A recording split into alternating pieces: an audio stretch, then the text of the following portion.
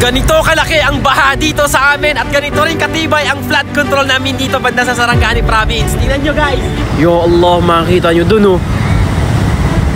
Oh, flood control namin yan ha. And tingnan nyo flood control namin. Yan dun.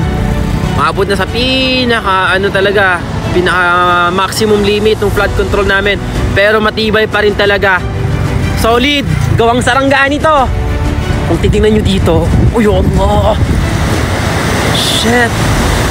Tingnan nyo. Tingnan yung sa tulay. Grabe, napaka-itim. As in, sobrang itim. Andiyan yung responde ng mga pulis natin. Ayan. Tapos may mga tao nakaabang dito nanonood. Kasi ito yung pangalawang beses na napakalaking baha dito talaga nangyari sa amin. As in. Kasi kung hindi matibay yung flood control na nasa dulo, tsak na talaga babahayin tong dito banda sa amin sa tito ko. Kasi itong property na dito pagmamayari ng tito ko. So yun yung mga guys, grabe yung flood control talaga na to. Sobrang solid yung pagkakagawaan nila eh. Simula dun sa dulo, ayun, hanggang dun. Pero hindi talaga natin sukat akalain gaano kalalim o kalakas yung baha talaga dito sa amin. Yun doon, hindi pa rin sumusobra yung umaapoy yung tubig doon. Pero banda doon medyo nakita talaga yung talagang pumasok talaga yung tubig. Actually itong banda na to, itong side na to, hindi pa nalagyan ng bakod. I mean yung flood control na semento talaga. Dito banda lang, ayun doon.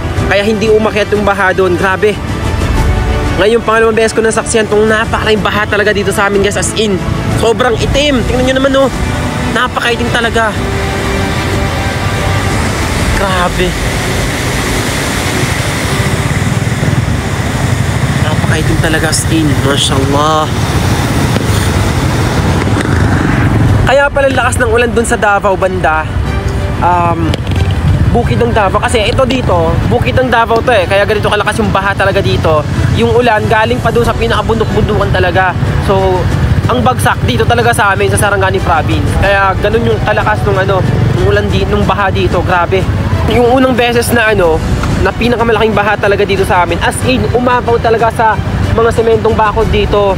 Konting-konti na lang aapaw talaga dito sa tulay. Pero hindi talaga eh. Hindi talaga pinalad na umapaw yung baha dito sa tulay. Kasi pag umapaw talaga, possibly yung property ng bahay, yung bahay ng tito ko doon banda, talagang aapawan din ng tubig. Papasok yung tubig doon. Pero buti na lang talaga, hindi talaga siya umapaw ng sobra. I think lalakas pa to eh.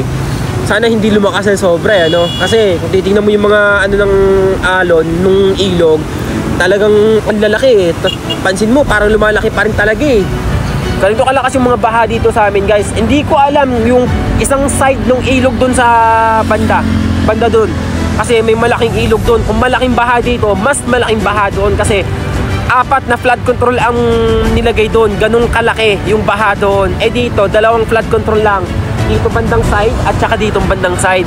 2 lang. Eh doon banda sa kabila, medyo malaking ilog doon eh. Kaya 4 na flood control nilagay nila doon. Kaya ganun kalakas yung baha doon. Yun yun guys ha. Ayun o. Ya Allah. Sobrang itim as in. Napakaitim talaga ng tubig. Hindi, putik na lahat to eh, no? Yung baha dito puro putik na lahat eh. So yun lang guys. Dasal nyo kami, sana hindi umapaw ng sobra yung baha dito. Assalamualaikum.